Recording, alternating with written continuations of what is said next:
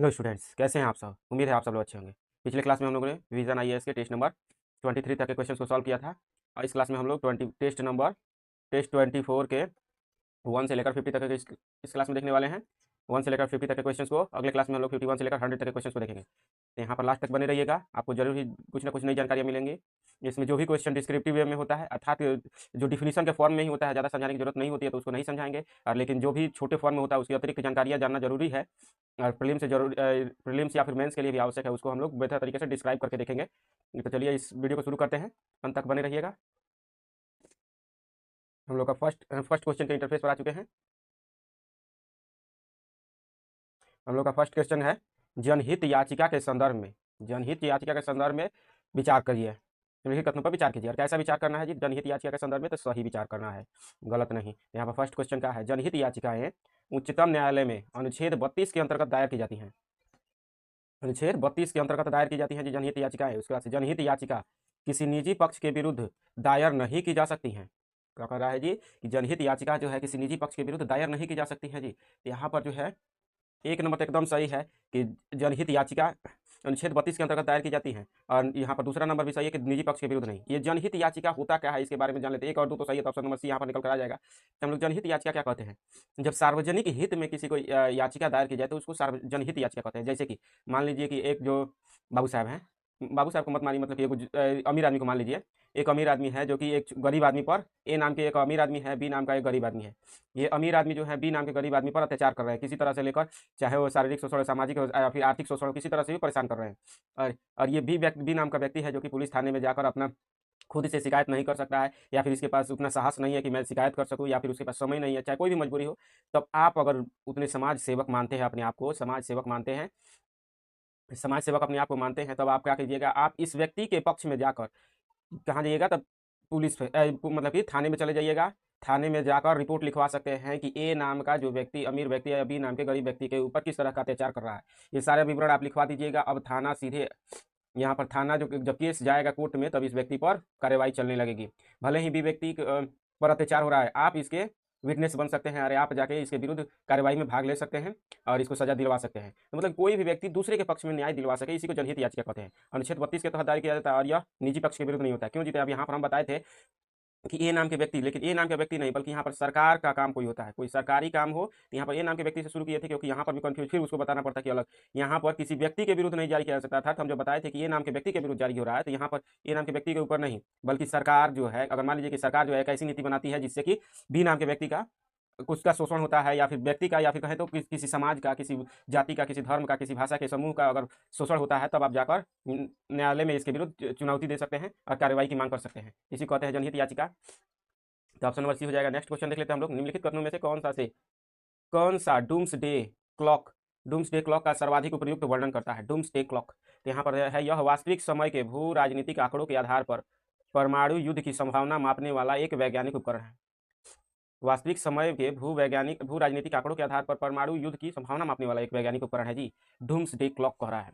उसके बाद से है, यह मानवता के प्रति परमाणु युद्ध और जलवायु परिवर्तन जैसे वैश्विक विनाशकारी जोखिमों की निकटता को दर्शाते हुए प्रतीकात्मक निरूपण है। तो यहाँ पर जब डूम्स डे क्लॉक की देखें तो यहाँ पर ऑप्शन नंबर आगे जाने की ज़्यादा जरूरत नहीं पड़ेगी, क्योंकि यह इसको फैक्ट की तरह इसको याद रखने की जरूरत है। डूम्स डे क्लॉक इसको कहते हैं जी, तब एक ऐसी मानव द्वारा एक ऐसी उत्पन्न की गई एक ऐसी भयावह परिस्थिति जिसमें एक तरह से कहें तो जनसंहार, या फिर कहें तो बहुत बड़े मानव समूह का नाश लिखा होता है, नाश की घड़ी आ जाती है। जैसे कि हम लोग देखेंगे परमाणु युद्ध जब हुआ, अगर मान लीजिए कि परमाणु एक जगह गिरेगा तब तो कितना बड़े जनसमूह को नाश करेगा जी। इसीलिए कहा जाता है कि डूम्स डे मतलब कि एक तरह का है तो अंतिम दिन जिसको कहते हैं। डूम्स का अर्थ क्या होता है जी, तो अंतिम दिन। तो यहाँ पर परमाणु युद्ध जब होता है तो जहाँ पर भी परमाणु बम गिरेगा लाखों लोग मारे जाएंगे, तो इसीलिए इसको जहाँ पर भी परमाणु युद्ध की आशंका बन जाती है, गंभीर जलवायु परिवर्तन की आशंका बन जाती है, तो उसको जो भी विनाशकारी जोखिम उत्पन्न होने की स्थिति उत्पन्न होती है उसको डूम्स डे क्लॉक कहते हैं। तो यहाँ पर जब रूस और यूक्रेन का युद्ध हुआ था तो एकदम मतलब कि जो डूम्स डे क्लॉक को जो अंतर्राष्ट्रीय संस्था इसको संभालती है, जो इसको निरूपण करती है वैश्विक स्तर पर, उसने कहा था कि मात्र 99% तक पहुंच चुका है। कितना जी, एक क्लॉक की तरह घड़ी बनाया गया है। अब ऐसा नहीं कि हमेशा घड़ी अथी के लिए है, ये घड़ी बनाया गया अभी कहाँ पर है हमको भी उतना जो दिमाग पर नहीं है, लेकिन ये जो है यूरोप के किसी संगठन द्वारा इसको देखा जाता है और यहाँ पर आंकड़े एकत्रित किए जाते हैं कि कौन कौन सी भयावह परिस्थितियां विश्व में बन रही है। और ये जो है एक तरह से हमारे देखने से IAEA द्वारा इसको देखा जाता है। IAEA जो है अंतर्राष्ट्रीय ऊर्जा जो कि इंटरनेशनल एटॉमिक एनर्जी एजेंसी जो है, इसको शायद यही देख रेख करती है। या इसने एक घड़ी बनाया है जिसका जो कि अपने आप से मैनुअली या फिर कहे तो मैनुअली करके इसको बढ़ाया जाता है कि ये घड़ी की तरह है, और यहाँ पर खतरों का निशान बढ़ाया जाता है कि कहाँ से कैसे कैसे चलती है। तो जब रूस यूक्रेन युद्ध हुआ था तो 2024 के दिसंबर में इसने IAEA ने डूम्सडे क्लॉक को, मतलब कि जब ऐसा लग रहा था कि रूस जो है अब परमाणु बम का उपयोग कर देगा, तो इसने क्या कर दिया था जी, तो क्लॉक की जो चाप सुई होती है, मेन सुई होती है, उसको 99% पर पहुंचा दिया था। कितना जी, तो 99%। इसने मतलब कि इसका अर्थ क्या होता है जी, इसका अर्थ होता है कि अब 99% चांस है कि अब परमाणु बम कहीं ना कहीं उपयोग हो जाएगा रूस के द्वारा। एकदम मतलब कि कहा जाए कि अंतिम पोजीशन पर पहुंच गया था यह।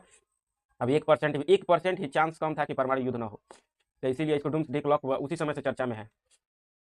नेक्स्ट देख लेते हैं हम लोग। निम्नलिखित कथनों पर विचार कीजिए। विचार कर लेते हैं। यहाँ पर दे रहा है दूरसंचार उपग्रहों को भू स्थिर कक्षा में स्थापित किया जाता है। दूरसंचार उपग्रहों को कहाँ पर स्थापित किया जाता है? तो भू स्थिर उपग्रह कक्षा में। उसके बाद से ध्रुवीय कक्षा की तुलना में भू स्थिर कक्षा पृथ्वी की सतह की अपेक्षा अधिक निकट होती है। ध्रुवीय कक्षा की तुलना में भू स्थिर कक्षा पृथ्वी की सतह के अपेक्षाकृत अधिक निकट होती है जी। इसके बाद सुपरयुक्त में से कौन सा से सही है? तो सही कथन का चयन करना है। यहाँ पर हम लोग देख लेते हैं। सबसे पहले यहाँ पर सही, अगर दोनों सही हो जाए तब ना हम लोग देखेंगे ये ऑप्शन। तो यहाँ पर देखिएगा, ये व्याख्या वाला से जुड़ा हुआ क्वेश्चन, व्याख्या से जुड़ा हुआ क्वेश्चन हम लोग को पता होता है और याद भी होना चाहिए। क्या होता है, एक सही, दोनों सही है और दूसरा पहले की व्याख्या करता है, दोनों सही है व्याख्या नहीं करते हैं। एक सही है दूसरा गलती है, दूसरा सही है एक गलती है, ऐसे करके दिया होता है। तो हम लोग देख लेते हैं कौन कौन सा सही है। सबसे पहले देखना जरूरी है कि सही कौन सा है। 2 नंबर पढ़ के उसके बाद 1 नंबर पढ़ना और देख लेना कि दोनों सही है या फिर नहीं, और बीच में लगा देना है इसलिए। तो यहाँ पर देख लेते हैं हम लोग। यहाँ पर जो दे रहा है कि ध्रुवीय कक्षा की तुलना में भू स्थिर कक्षा पृथ्वी की सतह की अपेक्षाकृत अधिक निकट होती है। और तब यहाँ पर देखिएगा क्या चीज होती है। ध्रुवीय कक्षा आप लोग को ध्यान रखिएगा। ध्रुवीय कक्षा किसे कहते हैं जी? तो जो पृथ्वी के ध्रुवों से मेल खाकर चलती है। और वहीं पर भू स्थिर कक्षा कहते हैं, किसे कहते हैं जी? तो यहाँ पर जो पृथ्वी है, यहाँ पर पृथ्वी है तो इसके ध्रुवों से होकर मैच करके चलती है, तो उसको ध्रुवीय कक्षा कहते हैं। और वहीं पर भू स्थिर कक्षा कहते हैं, किसे कहते हैं जी? तो जो कुछ इस तरह से चलती है। तो कह रहा है कि भू स्थिर कक्षा जो है ज्यादा निकट है, एकदम सरासर गलती है, क्योंकि भू स्थिर कक्षा निकट नहीं, यह तो 36,000 किलोमीटर की ऊंचाई तक जा सकती है। 36,000 किलोमीटर की ऊंचाई तक जा सकती है, ऊंचाई तक यह होती है। लेकिन भू स्थिर कक्षा की ऊंचाई इतनी ज्यादा नहीं होती है। तो यहाँ पर ध्रुवीय कक्षा की ऊंचाई कम होती है, जबकि भू स्थिर कक्षा की ऊंचाई ज्यादा होती है। और यहाँ पर उल्टा दिया हुआ था। 2 नंबर कथन गलत हो गया। अब हम लोग जैसे ही पता चला कि दूसरा नंबर गलत है, हम लोग अपने आंसर के पास पहुंच जाएंगे। 1 नंबर सही है, दूसरा नंबर गलत है। तो ये ऑप्शन का तरीका याद रहेगा। जैसे ही कोई ऑप्शन गलत हुआ, तुरंत के तुरंत आंसर निकल जाएगा, दूसरा पढ़े चाहे ना पढ़े। तो इसीलिए कहा जाता है कि इसमें सेकंड नंबर ऑप्शन पहले पढ़ लीजिए और तब फर्स्ट नंबर पढ़िए, और बीच में इसलिए इसका साइन लगाकर। यहाँ पर दे रहा है कि निम्नलिखित में से कितने तरीकों से भारत संविधान की उद्देशिका में उल्लेखित समाज शास्त्र के लक्ष्यों को प्रदर्शित करता है? भारत संविधान की उद्देशिका में उल्लेखित समाज शास्त्र के लक्ष्यों को प्रदर्शित करता है जी। तो यहाँ पर दे रहा है मिश्रित अर्थव्यवस्था का मॉडल, सामाजिक कल्याण योजना, भूमि सुधार, आरक्षण नीतियाँ। तो यहाँ पर जब देखेंगे क्या चुनना है जी, तो सही कथन का चयन कर लेना है। सही कथन का चयन कर लेना है। तो यहाँ पर हम लोग देखते हैं कि कौन कौन से सही हो जाएंगे जी। यहाँ पर जो है सब का सब सही है। मिश्रित अर्थव्यवस्था का मॉडल भी है जो कि संविधान की उद्देशिका में है। सामाजिक कल्याण की तो बात है ही, भूमि सुधार की भी बात है, आरक्षण नीतियाँ की भी बात की गई है संविधान के की उद्देशिका में। तो यहाँ पर सभी के सभी सही है। तो ऑप्शन नंबर सभी चारों सी हो जाएगा। कृत्रिम बुद्धिमत्ता के संदर्भ में, AI के संदर्भ में विचार करना है। AI के संदर्भ में क्या विचार करना है जी? तो यहाँ पर देख लेते हैं। सही कथन पर विचार करना है। AI के संदर्भ में क्या विचार करना है? तो सही। और ऑप्शन का तरीका है 1 2 4, 1 3 2 3 1 2 4। तो यहाँ पर देख लेते हैं हम लोग। यहाँ पर एलिमिनेशन मेथड भी बेहतर तरीके से लगने वाला था हम लोग को। एक भी क्वेश्चन गलत हम लोग को मिलता है तो फटाक से आंसर हम लोग को मिल जाएगा।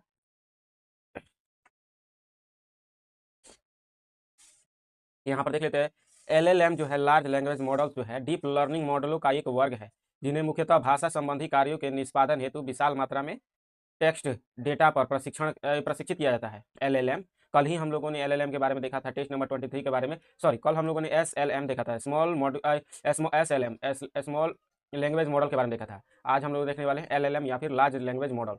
तो कल हम लोगों ने लार्ज लैंग्वेज मॉडल पर भी बात किया था, तो आप लोग को वो याद होगा, तो आराम से यह क्वेश्चन बन जाएगा। दूसरा नंबर दे रहा है रीइंफोर्समेंट लर्निंग एक ऐसी तकनीकी है जिसमें कोई एजेंट किसी परिवेश में अपने कार्यों के आधार पर पुरस्कार प्राप्त करके सीखता है। रीइंफोर्समेंट लर्निंग, यहाँ पर यह ध्यान रखिएगा, रीइंफोर्समेंट लर्निंग किसे कहते हैं जी? यहाँ पर दे रहा है कि कंप्यूटर विजन तकनीकों में छवियां और वीडियो की व्याख्या एक वर्गीकरण के लिए लार्ज लैंग्वेज मॉडल की आवश्यकता होती है। उसके बाद से है विशेषज्ञ प्रणालियां बड़े डेटा सेट को से सीखने के बजाय पूर्व निर्धारित नियमों और ज्ञान आधारों पर निर्भर करती हैं जी। तो यहाँ पर जब देखेंगे सबसे पहले तो यहाँ पर तो 1, 2 और 4 के संदर्भ में तो आराम से हम लोग सेटिस्फाइड हैं कि हो सकता है, लेकिन यहाँ पर जब तीसरा नंबर देखिएगा तो ये देखिए कह रहा है कि कंप्यूटर का विजन मतलब चित्र देख लीजिए, वही विजन मतलब कुछ देखने वाला, छवि मतलब चित्र, वीडियो की भी बात कर रहा है, इसको कौन देखेगा जी? तो LLM देखेगा। क्या लार्ज लैंग्वेज मॉडल का ये छवि पहचानना काम है, वीडियो देखना काम है, या फिर विजन को करना काम है? तो लार्ज लैंग्वेज मॉडल का तो काम क्या है जी? तो भाषा से संबंधित है जी। भाषा के व्याख्या, भाषा का परिवर्तन, ट्रांसलेशन का काम है लार्ज लैंग्वेज मॉडल का। ये वीडियो और इमेज थोड़ी ना देखता है, तो तीसरा नंबर गलत है। तो यहाँ पर जब देखेंगे तीसरा नंबर गलत है तो देखिए यहाँ पर थर्ड नंबर गलत, थर्ड नंबर गलत, थर्ड नंबर गलत, हम लोग का आंसर चीख चीख के आ गया, निकल कर आ गया। नेक्स्ट क्वेश्चन,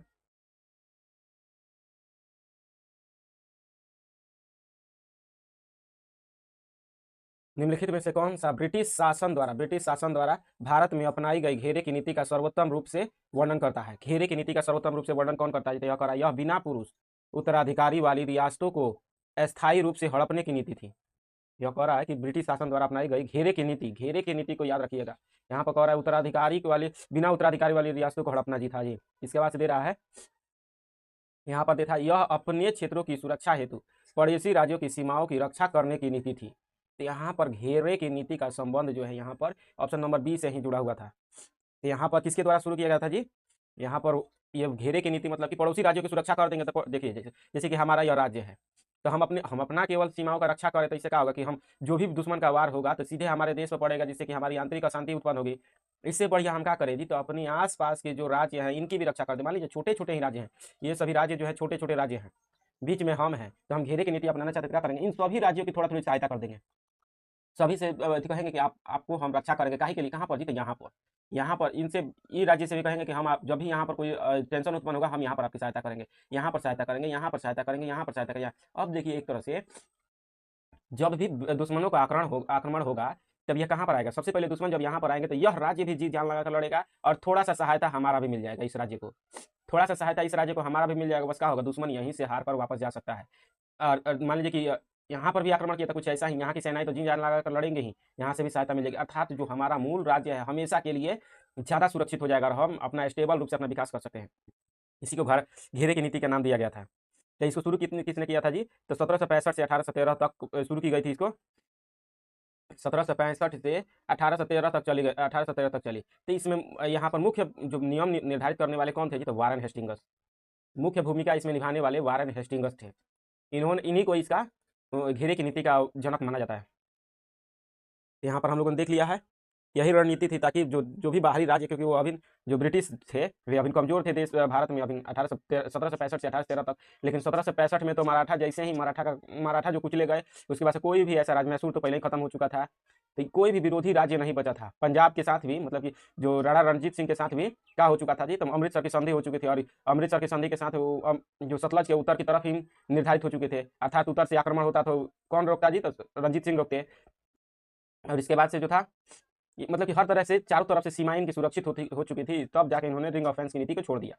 यहाँ पर ऑप्शन नंबर बी हो जाएगा। नेक्स्ट क्वेश्चन देख लेते हैं हम लोग। यहाँ पर दे रहा है, भारत में दल बदल विरोधी कानून के संदर्भ में विचार करना है। दल बदल विरोधी कानून के संदर्भ में विचार करना, यहाँ पर दे रहा है दल बदल विरोधी कानून वाई चौहान की समिति की सिफारिशों पर अधिनियमित किया गया था। दल बदल विरोधी कानून जी। उसके बाद से देखेंगे यहाँ पर देख लेते हैं, बहुत सारा ऑप्शन दिया हुआ है तो ऑप्शन का तरीका देख लेते हैं। यहाँ पर कौन सा जो है सही नहीं है, कौन सा गलत है जी? यहाँ पर केवल एक, दो, दो, तीन, एक, दो और तीन, तो गलत कथन का चयन करना है। तो यहाँ पर गलत कथन का चयन करना है। यहाँ पर आ रहा है कि वाई चौहान समिति की सिफारिश पर अधिनियमित किया गया था जी। तो यहाँ पर आगे देखते हैं हम लोग, विधायिका के भीतर किसी विधि निर्माता के भाषण और आचरण का उपयोग जो है दल बदल विरोधी कानून के अंतर्गत उसे अयोग्य ठहराने के लिए नहीं किया जा सकता है जी। भाषण और आचरण का उपयोग दल बदल विरोधी कानून को लागू करने के लिए नहीं किया जा सकता है जी। इसके बाद से 3 नंबर है, यहाँ पर इस कानून के अंतर्गत विधायिका के पीठासीन अधिकारी को उसके समक्ष लाए गए अयोग्यता के मामले पर 6 माह के भीतर निर्णय करना अनिवार्य है। यहाँ पर क्या कर रहा है जी? तो 6 माह के भीतर निर्णय करना अनिवार्य है जी। तो यहाँ पर क्या चुना है जी? तो सही नहीं है। तो यहाँ पर ये जो देखेंगे तो यहाँ पर ये कोई बाध्यता ही नहीं डाली गई है कि 3 महीने के भीतर ही। अगर ऐसा होता तो जो कई सारे राज्यों में ऐसा देखा गया है कि जब निर्भरता की याचिका आ जाती है, मतलब कहा जाता है कि यह अयोग्य है, लेकिन जो सत्ता पार्टी का अध्यक्ष होता है यह जो है हटाता ही नहीं है।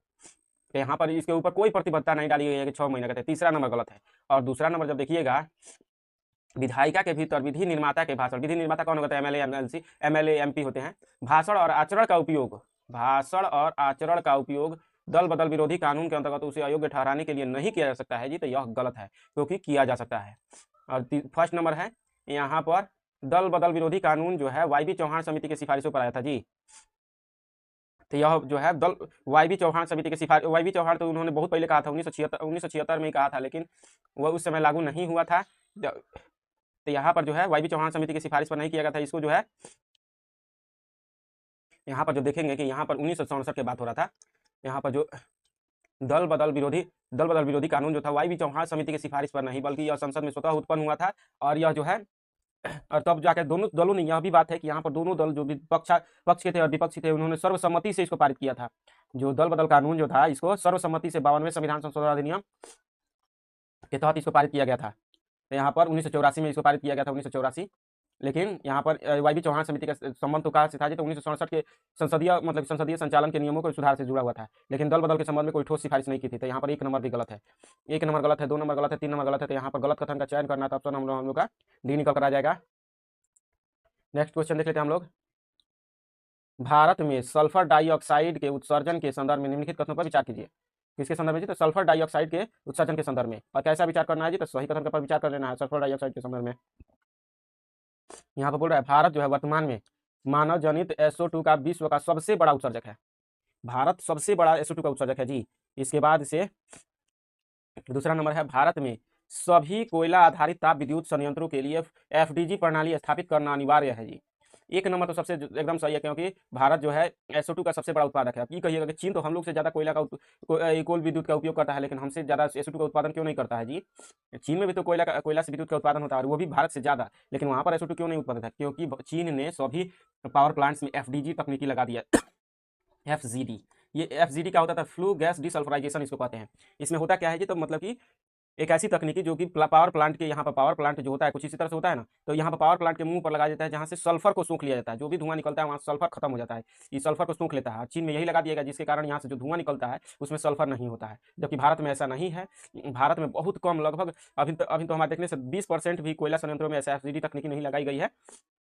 तो यहाँ पर एक नंबर सही है, भारत सबसे बड़ा सल्फर का उत्पादन करता देश है। और दूसरा नंबर कह रहा है कि यहाँ पर अनिवार्य करना है, तो यहाँ पर यह गलत है, क्योंकि अभी तक तय क्या किया गया है? तो जहाँ पर जनसंख्या ज़्यादा है, जैसे दिल्ली मुंबई के आसपास के जो ताप विद्युत संयंत्र है, उनमें FGD की कमी, मतलब कि FGD लगाना है। उसके बाद इसे क्या करेंगे? तब थोड़ी से छोटे शहरों में लगाएंगे, उसके बाद इसे उससे भी छोटे शहरों में, तब जाकर गाँव के क्षेत्रों वाले जो संयंत्र होंगे, ताप विद्युत संयंत्र, उनमें लगाएंगे। तो यहाँ पर दूसरा नंबर गलत है, एक नंबर सही है, तो ऑप्शन नंबर ए हो जाएगा। नेक्स्ट क्वेश्चन, निम्नलिखित में से कितने जो हैं भारत में पेटेंट योग्यता नहीं है, पेटेंट योग्य नहीं है? तो यहाँ पर दे रहा है कृषि का एक विधि, प्रकृति में पाई जाने वाली किसी निर्जीव वस्तु की खोज, या फिर एक कंप्यूटर प्रोग्राम या एल्गोरिदम। पेटेंट योग्य नहीं है, तो पेटेंट योग्य क्या नहीं है जी भारत में? तो यहाँ पर जो है, यहाँ पर कृषि की विधि जो है, हम लोग तो कृषि प्रधान देश है जी, तो अब इसमें कोई आके कहे कि हम पेटेंट लेंगे, यहाँ पर कौन सा, तो यहाँ पर कौन सा पेटेंट योग्य नहीं है जी?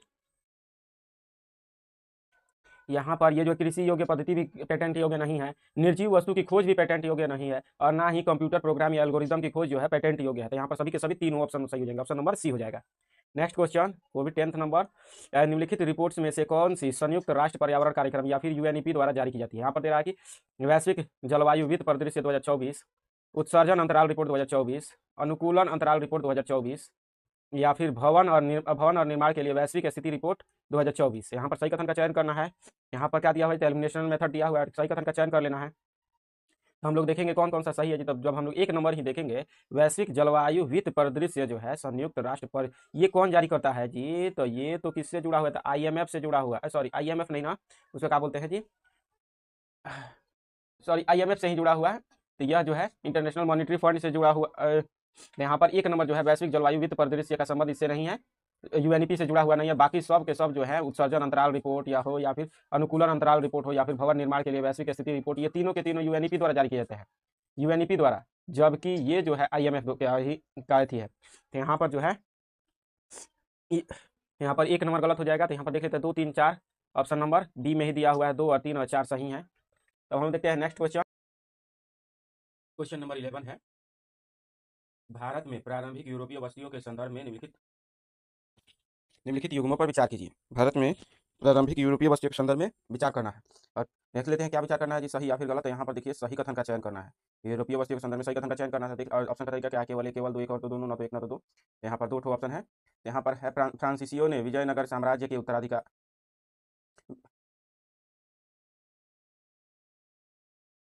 फ्रांसीसियो ने विजयनगर साम्राज्य के उत्तराधिकारी राज्यों के अधीन के स्थानीय शासकों की अनुमति से पांडिचेरी में अपनी पहली फैक्ट्री स्थापित की थी। कह रहा है कि फ्रांसीसियो ने विजयनगर साम्राज्य के उत्तराधिकारी राज्यों के स्थानीय शासकों की अनुमति से पांडिचेरी में अपनी फैक्ट्री स्थापित की थी जी। इसके बाद से दूसरा नंबर दे रहा है कि स्वाली की लड़ाई भारत में पुर्तगालियों पर ब्रिटिश विजय के बाद बॉम्बे को पुर्तगाल से ब्रिटिश क्राउन को हस्तांतरित कर दिया गया था। तो यहाँ पर दो ऑप्शन दिए हुए हैं। यहाँ पर जब देखिएगा कह रहा है कि विजयनगर साम्राज्य के उत्तराधिकारियों से इनको क्या कहती मिली थी? तो फ्रांसीसियो को पांडिचेरी मिली थी। तो क्या विजयनगर के उत्तराधिकारियों से मिली थी जी? तो यहाँ पर जो हो जाएगा फर्स्ट नंबर एकदम गलत हो जाएगा, क्योंकि यह जो है जो पांडिचेरी मिली थी बीजापुर के सुल्तान के अधीन जो सामंत थे, बीजापुर के जो सुल्तान थे उनके अधीन जो सामंत थे, बीजापुरी सुल्तान के सामंत से मिली थी, ना कि सामंत से सूरत का क्षेत्र लिया था। अर्थात सबसे पहले उनकी फैक्ट्री जो थी सूरत में स्थापित की गई थी और वो भी किससे मिला था जी? तो बीजापुरी सुल्तान के सामंत कोई थे उन्हीं से मिला था, यह सूरत को मिला था। तो सबसे पहले उन्होंने फैक्ट्री स्थापित करने का प्रयास कहाँ पर किया था जी? तो सूरत में, ना कि पांडिचेरी में। और विजयनगर साम्राज्य से मिला ही नहीं था फर्स्ट क्षेत्र। यहाँ पर एक नंबर गलत हो जाएगा। दूसरा नंबर कह रहा है कि बम्बई की प्राप्ति थी उसे पुर्तगालियों को पराजित करके हुई थी। मतलब युद्ध हुआ था सवाली का और उसमें से पुर्तगालियों को जो बम्बई की प्राप्ति इससे हुई थी, एकदम सरासर गलती है। क्योंकि बम्बई की प्राप्ति कब हुई थी? तो 1661 में, जब ब्रिटिश राजकुमार से पुर्तगाली राजकुमारी का कैथरीन ऐशा का जब विवाह हुआ था, तो विवाह दहेज के रूप में बम्बई जो था पुर्तगालियों ने ब्रिटिश को दे दिया, ब्रिटिश क्राउन को दे दिया। ब्रिटिश क्राउन ने 1669 में, कितना में जी? तो 1669 में, यहाँ पर क्या लिखा है जी? सॉरी 1661 में, और 1669 में उन्होंने इसको लीज पर BEIC मतलब ब्रिटिश ईस्ट इंडिया कंपनी को दे दिया, ग्रांट पर दे दिया। यहाँ पर ये इस तरह से हुआ था बम्बई की प्राप्ति। तो दूसरा नंबर भी गलत है, एक नंबर भी गलत है, दूसरा नंबर भी गलत है, तो हम लोग का आंसर सही हो जाएगा option number D. Next question, Pusa DST चावल वन के संदर्भ में निम्नलिखित कथनों पर विचार कीजिए। पूसा DST चावल वन के संदर्भ में और क्या विचार करना है जी? तो सही कथन पर विचार कर लेना है। यहाँ पर दे रहा है और कैसा ऑप्शन का तरीका क्या है जी? यहाँ पर ऑप्शन का तरीका है केवल एक और दो, दो और तीन, एक और तीन, एक तीन और एक, दो और तीन। तो देख लेते हैं हम लोग क्या दिया हुआ है जी। यहाँ कह रहा है कि भारतीय कृषि अनुसंधान परिषद ICAR ने पूसा DST चावल नामक जीनोम संपादित धान की किस्म विकसित की है। कह रहा है कि धान की किस्म विकसित की है जी। उसके बाद से यह नई किस्म CRISPR-Cas9 आधारित जीनोम संपादित तकनीकी का उपयोग करके विकसित की गई है। जीनोम तकनीकी का उपयोग करके विकसित की गई है। उसके बाद से इस जीन संपादित पौधे में बहिर्जात DNA मौजूद है। ये जो दो जो ये देखिएगा, तो ये ICAR द्वारा विकसित की गई है। जीनोम संपादित धान की किस्म एकदम सही है यह। दूसरा नंबर कह रहा है कि CRISPR-Cas9 जीनोम संपादन का उपयोग किया गया, एकदम सही है। लेकिन जो तीसरा नंबर कह रहा है कि बहिर्जात DNA का प्रयोग किया गया है, तो इतना अभी तक कोई भी ऐसा खाद्य पदार्थ नहीं है जिसमें बहिर्जात DNA के प्रयोग को मंजूरी मिली हो। अर्थात बहिर्जात DNA का प्रयोग की मंजूरी अभी तक किसी भी खाद्य पदार्थ में नहीं मिली। बहिर्जात किसको बोलते हैं जी? तो यहाँ पर धान जब है तो इसको इसके पैदावार बढ़ाने के लिए इसका DNA मान लीजिए, ये DNA ले लीजिए और इसके DNA में क्या किया जाए जी? तो यहाँ पर मान लीजिए कि कोई ऐसा भाग है जो कि पौधे को छोटा और कम क्वालिटी के बनाने के लिए जिम्मेदार है, तो यहाँ से इस भाग को काट देता है DNA के और क्या किया जाता है? तो उससे उच्च क्वालिटी का, मान लीजिए कि यहाँ पर धान का उत्पादन काफ़ी कम होता है और वहीं पर कुछ खास उसी के समानांतर देख लीजिए जो घास फूस होते हैं, जो कि खरपतवार होते हैं, काफ़ी तेजी से उगते हैं और उनमें उनका जो फल होता है काफ़ी तेजी से लगता है। तो उसके DNA को जो तेजी से बढ़ता है और धान में सूट करने वाला है, उसके DNA को, जो भी DNA का भाग है और काफ़ी तेजी से ग्रो करने के लिए जिम्मेदार है, तो यहाँ पर काट लिया जाएगा। इसके ये वाले जो खराब करने वाले जीन है उसको काट के निकाल देना और इसके जीन को लेकर लगा देना। तो इसी को कहेंगे बहिर्जात DNA। मतलब कि बाहर से लाया गया, किसी अन्य जगह से DNA काट के लाया गया है और वहीं पर, तो इसको कहेंगे बहिर्जात DNA और इसकी अनुमति अभी तक किसी भी खाद्य पदार्थ में नहीं दी गई है। तो इसमें है जो, तो पूसा DST में क्या किया गया है? तो इसके DNA को एक ऐसे धान के ही, कौन से जी? तो धान के ही DNA के, जो उच्च पैदावार वाले धान के DNA है उनसे मैच कराया गया है। मतलब कुछ ऐसे भी धान के पौधे हैं जो कि जिनमें पैदावार ज़्यादा होता है, तो उससे उसके जीन को काटकर और यहाँ से निकाले हुए भाग में यहाँ पर जोड़ दिया जाता है, जिसके कारण ये जो पूसा DST है इसका उत्पादन बढ़ जाता है। तब आप कहिएगा कि इसका क्यों नहीं उत्पादन कर लिया जाता है जब इसका उत्पादन होता है बढ़िया हो रहा था? तो इसमें ध्यान दीजिए कि इसमें कोई खामी होती है, इसीलिए इसको नहीं उत्पादन किया जाता और इस पर ध्यान दिया जाता है। मान लीजिए कि इसमें भले ही धान का फसल बढ़िया होता हो, लेकिन इसका जो खाने वाला चावल है उसकी क्वालिटी बेहतर ना हो, चाहे इसमें बीमारी बहुत तेजी से लगता हो, तो इसीलिए एक नया पूसा DST चावल बनाया गया है। यहाँ पर एक एक सही है, दूसरा भी सही है, लेकिन तीसरा जो है गलत है, बहिर्जात DNA की बात कर रहा है, तो हम लोग का देख लेंगे। एक और दो सही है, ऑप्शन नंबर एक ए ही हो जाएगा। नेक्स्ट क्वेश्चन, यह क्षेत्र जो है उष्ण एवं आर्द्र ग्रीष्म ऋतु तथा शीतल एवं शुष्क शीत ऋतु का अनुभव करता है। यह क्षेत्र जो है उष्ण एवं आर्द्र ग्रीष्म ऋतु तथा शीतल एवं शुष्क शीत ऋतु का अनुभव करता है। यहाँ वर्षा वर्ष भर अपेक्षाकृत समान रूप से वितरित रहती है। उष्ण एवं आर्द्र ग्रीष्म ऋतु तथा शीतल एवं शुष्क शीत ऋतु का अनुभव करता है। यहाँ वर्षा वर्ष भर अपेक्षाकृत समान रूप से वितरित रहती है, किंतु मानसून जैसी परिसंचरण प्रणाली के कारण ग्रीष्म ऋतु में वर्षा का अधिकतम अंश प्राप्त होता है। कृषि विविध है। धान, चाय, रेशम, शहतूत की खेती शामिल है। प्राकृतिक वनस्पति में पर्णपाती सदाबहार प्रजातियों का मिश्रण वन पाए जाते हैं। उपयुक्त विवरणों में से निम्नलिखित में से किस जलवायु प्रदेश का वर्णन है? तो यहाँ पर जब देखिएगा तो किस जलवायु प्रदेश का वर्णन है जी, तो यहाँ पर ब्रिटिश तुल्य या फिर चीन तुल्य या फिर भूमध्य सागरीय या फिर स्टेपी तुल्य। यहाँ पर एक ही जो है जिसका सही वर्णन करता है उसका नाम है चीन तुल्य, चीन तुल्य जलवायु। यहाँ पर ऑप्शन नंबर बी हो जाएगा, क्योंकि अगर ब्रिटिश तुल्य में भी कुछ ऐसा ही, चीन तुल्य और ब्रिटिश तुल्य में थोड़ी सी समानता होती है, लेकिन यहाँ पर जो है ब्रिटिश तुल्य में यह हो जाता है कि वर्ष भर समान रूप से वर्षा होती है। ब्रिटिश तुल्य जलवायु में क्या होता है, मौसम सुहाना होता है और वर्ष भर समान रूप से वर्षा होती है, लेकिन जिसके कारण यहाँ पर चावल का उत्पादन ज़्यादा नहीं किया जा पाता है। ब्रिटेन में चावल का उत्पादन बहुत कम किया जाता है, कैसे कि वर्ष भर वर्षा होती है, लेकिन ऐसा कोई नहीं है कि ज़्यादा किसी महीने में ज़्यादा वर्षा हो जाए, गर्मी के दिन में ज़्यादा वर्षा हो जाए, ऐसा नहीं होता है। सिर्फ चीन तुल्य ही एक ऐसी जलवायु है जिसमें ग्रीष्म ऋतु में अधिकांश वर्षा, यहाँ पर भी थोड़ा सा सुहाना मौसम रहता है। चाय, धान की रेशम, ये सब शहतूत का उत्पादन जो है, आप लोग इसी से खाली चाय, धान और रेशम से देख लीजिएगा तो आप लोग को सारा आंसर पता निकल जाएगा कि कहाँ पर इसका उत्पादन बेहद पैमाने पर किया जाता है, चीन तुल्य जलवायु में। नेक्स्ट क्वेश्चन, निम्नलिखित में से कौन से हर्ष साम्राज्य के अभिलेखीय स्रोत है? हर्ष के साम्राज्य के अभिलेखीय स्रोत है, और यहाँ पर क्या चुनना है जी, तो सही कथन का चयन करना। हर्ष साम्राज्य के अभिलेखीय स्रोत में सही कथन का चयन करना, और यहाँ पर देखना है कि कौन से सही है जी, केवल ए, बी, सी और डी। तो देख लेते हैं यहाँ पर कौन से सही है जी हर्ष साम्राज्य के स्रोतों में। तो यहाँ पर दे रहा है कि मधुबन का ताम्रपत्र अभिलेख, सोनीपत्र का ताम्र मुद्रित अभिलेख, बांसखेड़ा ताम्रपत्र अभिलेख। तो यहाँ पर जब देखेंगे ये तीनों के तीनों जो हैं हर्ष के बारे में विवरण देने से पीछे नहीं हटते हैं, हर तीनों से हर्ष साम्राज्य के बारे में जानकारी मिलती है। यहाँ पर जिस तरह से हुणों को हराने वाले जो उनके पिताजी थे, उनसे उनसे लेकर ही इन समय वहाँ से लेकर और उनके शासनकाल के अंत तक ये तीनों जानकारियाँ देती है। मधुबन अभिलेख, सोनीपत का ताम्र मुद्रित अभिलेख और बांसखेड़ा अभिलेख। तो यहाँ पर तीनों के तीनों सही है, तो ऑप्शन नंबर ए हो जाएगा। नेक्स्ट क्वेश्चन देख लेते हैं हम लोग। भारत में संसदीय निर्वाचन क्षेत्रों से संबंधित निर्वाचन याचिकाओं के संदर्भ में विचार कीजिए। संसदीय निर्वाचन क्षेत्रों से संबंधित निर्वाचन याचिकाओं के संदर्भ में विचार कीजिए, और क्या विचार करना है जी, तो कितने कथन सही है, तो यहाँ पर कितने सही हैं, केवल एक, केवल दो, सभी तीन, कोई भी नहीं। तो यहाँ पर जब देखेंगे, यहाँ पर देखेंगे तो कौन कौन सा सही है जी, तो यहाँ पर देख लेते हैं। लोकसभा चुनाव परिणाम को चुनौती देने वाली निर्वाचन याचिका परिणाम घोषित होने के 45 दिनों के भीतर दायर की जानी चाहिए। कोई भी चुनौती होता है लोकसभा चुनाव से संबंधित, तो कितने दिन के भीतर जाना है जी, तो 45 दिन के भीतर, मतलब चुनौती देने के लिए न्यायालय में। यहाँ पर दे रहा है केवल वे उम्मीदवार जिन्होंने चुनाव में भाग लिया हो निर्वाचन याचिका दायर करने का अधिकार रखते हैं। केवल वे ही उम्मीदवार हैं जिन्होंने चुनाव में भाग लिया हो निर्वाचन याचिका दायर करने का अधिकार रखते हैं जी। उसके बाद से निर्वाचन याचिकाओं का निर्णय करने का मूल अधिकार क्षेत्र उच्च न्यायालय के पास है। तो निर्वाचन याचिकाओं का निर्णय करने का कह रहा है कि मूल अधिकार क्षेत्र, मतलब कि सबसे पहले कोई फैसला ले सकता है निर्वाचन याचिकाओं से। अगर कोई ऐसा लगाता है, आरोप लगाता है कि कुछ धांधलेबाजी हुआ है, तो उसमें कह रहा है कि मूल अधिकार उच्च न्यायालय को है। तो यहाँ पर जब देखिएगा तो एक नंबर तीसरा नंबर तो एकदम सही है। आप लोग को कहिएगा कि कैसे जी, सांसद भी जो होते हैं, एमएलए चाहे एमपी, किसी का भी चुनाव हुआ हो, चाहे राज्यसभा के सदस्य का, चाहे लोकसभा राज्यसभा का सदस्य हो, चाहे कहें तो एमएलसी हो, तो इन सभी का जो चुनाव होता है, अगर इन पर कोई धांधलेबाजी होती है या फिर कोई कहता है कि यहाँ पर टिकट के खरीद बेच में धांधले हुआ है, या फिर कहें तो वोट डालते समय कोई धांधलेबाजी हुआ है, या फिर किसी अन्य मुद्दे पर धांधलेबाजी हुआ है, तो सबसे पहले आप लोगों को जाना है तो उच्च न्यायालय में जाना है। और उच्च न्यायालय के पास ही मूल अधिकारिता होती है, सुप्रीम कोर्ट के पास नहीं। सुप्रीम कोर्ट में आप चुनाव से संबंधित विवाद को लेकर जा सकते हैं, लेकिन जब तक उच्च न्यायालय जो है अपना फाइनल वर्डिक्ट नहीं दे देता है और इस पर पूरा अथी नहीं हो जाता है, तब तक आप लोग सुप्रीम कोर्ट में नहीं जा सकते। तो यहाँ पर जो है एकदम तीसरा नंबर एकदम सही है कि उच्च न्यायालय की मूल अधिकारिता है यहाँ पर। लेकिन दूसरा नंबर जो दे रहा है कि वे उम्मीदवार केवल जिन्होंने चुनाव में भाग लिया हो वे ही निर्वाचन याचिका दायर करने का, ऐसा कोई आज तक प्रावधान नहीं किया गया है कि जो मत दे सकता है वही जो चुनाव में भाग लेता है वही निर्वाचन याचिका दायर कर सकता है। तो दूसरा नंबर गलत है। और देख लेते हैं फर्स्ट नंबर, 45 दिनों के भीतर चुनौती दी जा सकती है जी, तो एकदम सही है। और कहाँ पर, तो हाई कोर्ट में पहले बताइए किए हैं। 45 दिनों के भीतर कोई भी आपको सीसीटीवी फुटेज, जो सीसीटीवी कैमरा लगाया जा रहा है चुनाव केंद्रों पर, तो वो भी देखना है आपको। सीसीटीवी का भी मान लीजिए मन कर दिया कि ना हम देश भर के जितने भी सीसीटीवी कैमरे हैं सबको चेक करेंगे, तो आप जाकर चेक कर सकते हैं। लेकिन कितना दिन के भीतर जी, 45 दिन के भीतर आपको सब कुछ चेक कर सकते हैं। अगर नहीं अथी नहीं हो पाया 45 दिन के भीतर, तो कोई मान्यता नहीं होगी। तो यहाँ पर यह भी ध्यान रखना है। तो यहाँ पर 1 और 3 सही है, 2 गलती है, तो यहाँ पर ऑप्शन है केवल बी हो जाएगा, केवल 2 कथन सही है। ब्रिटिश भारत के किस अधिनियम ने इस महत्वपूर्ण सिद्धांत को प्रतिपादित किया? ब्रिटिश भारत के किस अधिनियम ने इस महत्वपूर्ण सिद्धांत को प्रतिपादित किया कि भारतीयों को धर्म, जन्म स्थान, वंश और रंग के आधार पर कंपनी के अधीन किसी भी पद, कार्यालय, रोजगार को धारण करने से वंचित नहीं किया जाना चाहिए।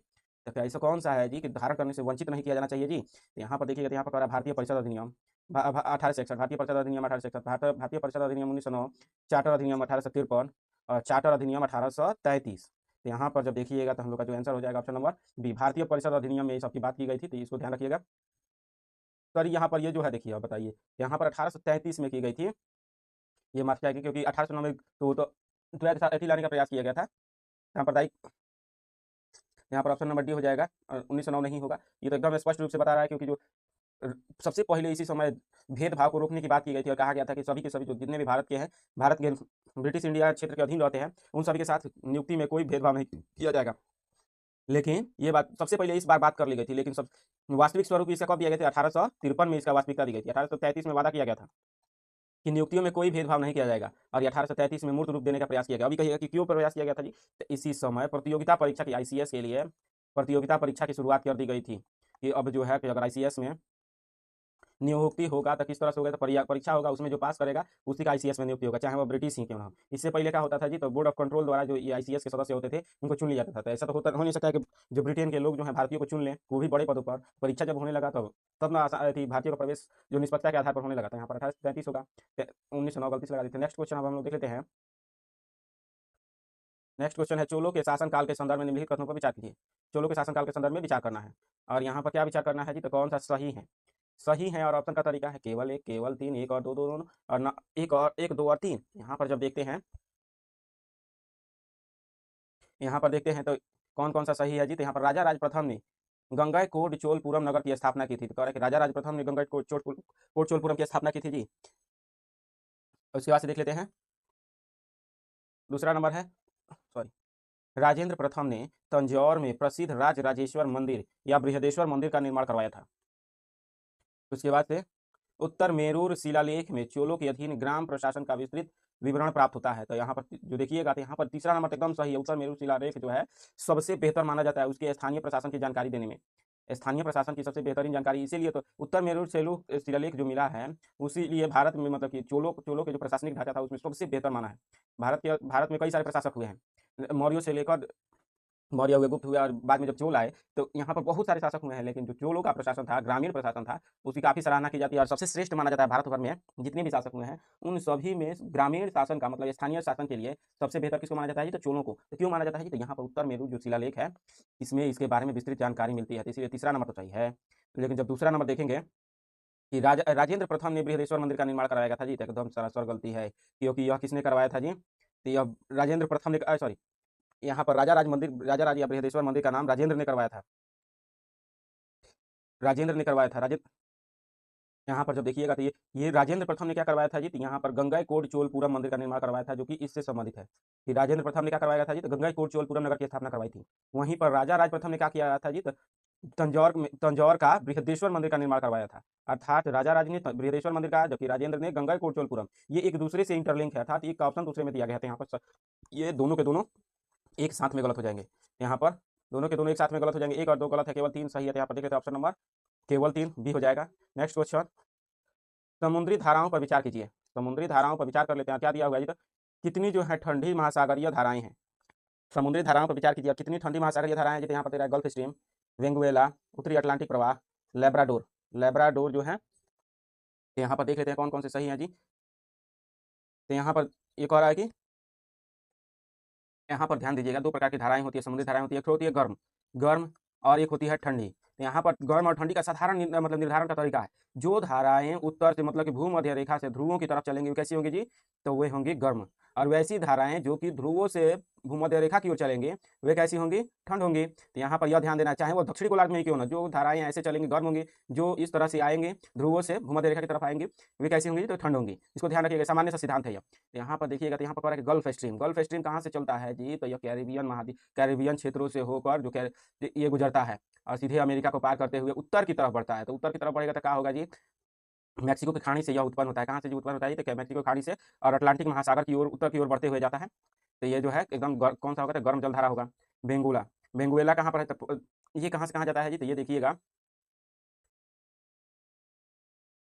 तो यहाँ पर बेंगुला कहाँ से जाता है जी? तो देखिएगा जब साउथ अफ्रीका मतलब अफ्रीकी क्षेत्र है, अफ्रीका जो है दक्षिणी गोलार्ध तक जाता है, तो यहाँ पर जो अफ्रीकी क्षेत्र है तो यहाँ से कुछ इस तरह से जो पश्चिमी पछुआ पवनें हैं वे जो है दक्षिणी अफ्रीका के तट के सहारे सॉरी अफ्रीका के तट के सहारे और यहाँ पर आगे जाती हैं और जिसके कारण यहाँ पर कालाहारी मरुस्थल का निर्माण हो जाता है। कालाहारी मरुस्थल क्यों निर्माण होता है? तो यहाँ पर बेंगुएला धारा जो है ठंड जल धारा क्यों जी? देखिए दक्षिणी ध्रुव में दक्षिणी गोलार्ध में है, दक्षिणी गोलार्ध से उत्तर की तरफ हवाएं बहती है। तो हम बोले थे ना कि जो उत्तर दक्षिणी गोलार्ध में जो ऊपर से आए और यहाँ से ध्रुवों से कहाँ चल रही है जी? तो उत्तर की तरफ चल रही है, या मतलब कि विषुवत रेखा की तरफ चल रही है। यहाँ पर बेंगुला क्या हो गया? ठंडी जल धारा हो जाएगी, एकदम सही हो जाएगा। ये उत्तरी उत्तरी अटलांटिक प्रवाह कैसे चलता है जी? तो यहाँ पर उत्तरी अटलांटिक प्रवाह जो है यही जो गल्फ स्ट्रीम आगे बढ़ते हुए जब यहाँ पर कनाडा के क्षेत्र को पार करता है और जब इधर की तरफ बढ़ने लगता है नॉर्वे की तरफ, तो इसी को उत्तरी अटलांटिक प्रवाह कहते हैं। और यहाँ पर यह कैसा होता है जी? तो जब देखिए विषुवत रेखा से किस तरफ चल रहा है? ध्रुवों की तरफ चल रहा है, तो कैसा हो जाएगा? गर्म हो जाएगा, क्योंकि यहाँ पर ध्रुवों की तरफ जा रहा है तो गर्म हो जाएगा। तो यहाँ पर यह जो है गर्म जल धारा है।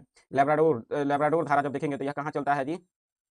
कनाडा के पूर्वी तट के साथ चलता है। तो यह जो है कनाडा के पूर्वी तट के साथ चलता है, तो कैसा होगा? तो ठंडी जल धारा होगा यह। तो यहाँ पर 1, 2 और 4 सही है, तो हम लोग का आंसर सही हो जाएगा option number B. Next question, भारतीय भूगोल के संदर्भ में कयाल शब्द से तात्पर्य है। भूगोल के संदर्भ में कयाल शब्द से तात्पर्य है जी। यहाँ पर तेरा उच्च हिमालय से हिमनद झीलें, उच्च हिमालय से हिमनद झीलें जो हैं, उसके बाद से है शिवालिक पर्वतमाला की तलहटी में स्थित तराई क्षेत्र में घास के मैदान, तलहटी में स्थित तराई क्षेत्र के घास के मैदान। उसके बाद से मालाबार तट के किनारे पाए जाने वाले उथले लैगून या पश्च जल। इसके बाद से उत्तर भारत में हिमालयी नदियों द्वारा निर्मित जलोढ़ पंख। तो यहाँ पर जब देखिएगा तो यहाँ पर सही आंसर हो जाएगा ऑप्शन नंबर सी, मालाबार तट के किनारे पाए जाने वाले उथले लैगून या पश्च जल। सर नेक्स्ट क्वेश्चन अब हम लोग का हो जाएगा फ्लाई ऐश और ब्लैक कार्बन के संदर्भ में निम्नलिखित कथनों पर विचार कीजिए। फ्लाई ऐश और ब्लैक कार्बन के संदर्भ में विचार करना है। और कैसा विचार करना है तो यहाँ पर देख लेते हैं कैसा विचार करना है, तो सही कथन पर विचार कर लेना है। फ्लाई ऐश और ब्लैक कार्बन के संदर्भ में सही कथन पर विचार कर लेना है। देख लेते हैं हम लोग। जीवाश्म ईंधन के अपूर्ण दहन के परिणाम स्वरूप, जीवाश्म ईंधन जो होता है उसके जो पूरा ना जला हो, परिणाम स्वरूप फ्लाई ऐश ब्लैक कार्बन दोनों उत्पन्न होते हैं। इसलिए जलवायु पर इनका प्रभाव समान होता है, जलवायु पर प्रभाव जो होता है समान होता है। और इसके बाद से दे रहा है ब्लैक कार्बन फ्लाई ऐश से इस मायने में भिन्न है कि यह एक अल्पकालिक जलवायु प्रदूषक है जो सौर विकिरण को प्रबलता से अवशोषित करता है। तो यहाँ पर जो है एकदम सही है। ये जो ब्लैक कार्बन जो होता है वायुमंडल, मान लीजिए कि ये पृथ्वी है, ब्लैक कार्बन जो निकलते हैं वे वायुमंडल में जाते हैं, वायुमंडल में जाते हैं जितने समय तक रहते हैं। अब कार्बन है तो ये ज़्यादा समय तक टिक नहीं सकता है। अब कार्बन है तो क्या करता है जी? ये जल को भी अवशोषित करने का काम करता है, बारिश लाने का भी काम करता है। दूसरा क्या काम करता है जी? यहाँ पर जब ये कार्बन के रूप फॉर्म में है तो आप लोग जानते होंगे कार्बन कैसा होता है? काला। एक तरह से ध्यान दीजिए, काला होता है, ब्लैक होता है। यहाँ पर सूरज की किरणें आती हैं, सूरज की किरणें आई यहाँ से और यहाँ पर गलती से आकर इसी पर टकरा गई। अब देखिए एक ब्लैक कार्बन होता है, ब्लैक काला रंग आप लोगों को पता है कि जितना तेजी से ऊष्मा को अवशोषित करता है उतना ही तेजी से परावर्तित भी करता है। तो क्या करेगा? तुरंत के तुरंत प्रकाश ऊर्जा को अवशोषित करेगा, तुरंत के तुरंत बेहतर तरीका से वापस भी कर देगा। अब ये इतना तो बढ़िया है कि प्रकाश जो ऊष्मा आई उसको तुरंत स्थानांतरित कर दिया, जिसके कारण क्या हो जाएगा जी? सौर विकिरण के उत्सर्जन अवशोषण का काम कर लेगा। इसके बाद से है यहाँ पर फर्स्ट नंबर जब देखिएगा की कह रहा है कि जीवाश्म ईंधन के अपूर्ण दहन से फ्लाई ऐश बनता है। अब देखिए ये दोनों एक दूसरे के विपरीत हैं। अपूर्ण दहन से क्या बनता है जी? तो ब्लैक कार्बन बन जाता है, और जबकि अगर ईंधन का पूर्ण दहन हो जाए तो फ्लाई ऐश बन जाएगा। आप लोग भी घर में अगर लकड़ी जलता होगा तो ध्यान से देखिएगा, जो लकड़ी बढ़िया से जल जाता है, एकदम बढ़िया से जल गया चूल्हा में, तो उसका राख कैसा होता है? तो सफेद हो जाता है। कोई कैसी भी लकड़ी हो, कैसी भी लकड़ी हो, अगर उसको बढ़िया तरह से जलाइएगा, पूरा तरह से जलाइएगा, जब तक उसमें आग आग का उपयोग कर लीजिएगा, हर अंश का उपयोग कर लीजिएगा, तो उसका राख जो हो जाएगा सफेद हो जाएगा। तो सफेद हो जाएगा तो फ्लाई ऐश है। वहीं पर जब ब्लैक कार्बन होता है तो यहाँ पर कुछ ऐसे भी मतलब लकड़ी जलता है घर पे, और ये आधा लकड़ी जला, मान लीजिए 10 किलो लकड़ी लाए थे और 10 किलो एक बार में चूल्हा में लगा दिए, और जब तक पता चला कि आधा खाना बना, तब तक आधा खाना आधे लकड़ी में ही खाना बन गया और बाकी बचा कि अभी आग जल रहा है, तब तक सोचते हैं कि लोग पानी डाल के बुझा दे कि फिर कल सुबह बनेगा। पानी डालते हैं, बस वो राख कैसा होता है? काला रह जाता है।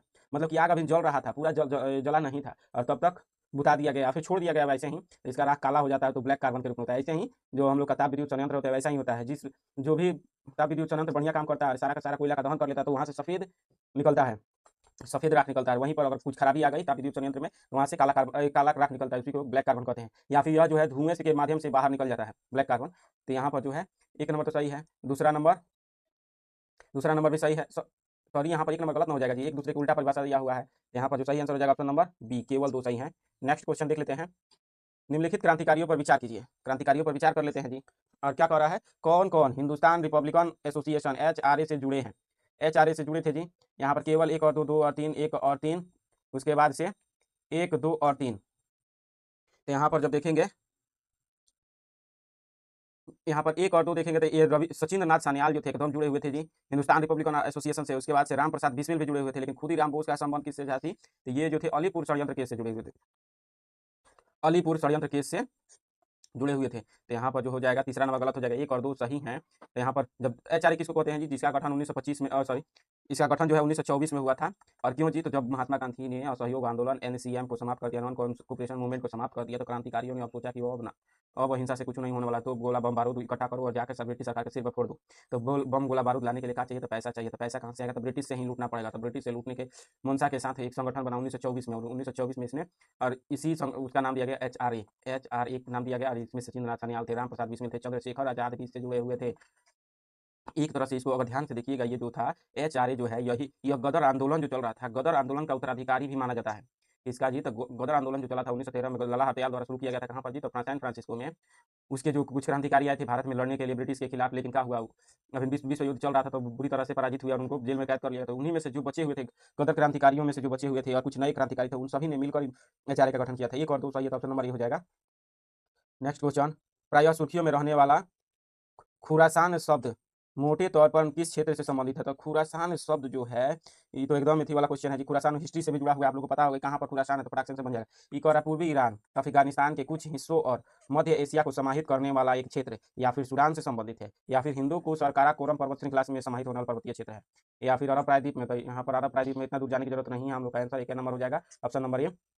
जब आप विश्व का एशिया का मैप बना लीजिए, तो विश्व का मैप बना लेते हैं, देख लेते हैं खुरासान क्षेत्र कहाँ पर है जी। यहाँ पर जो है,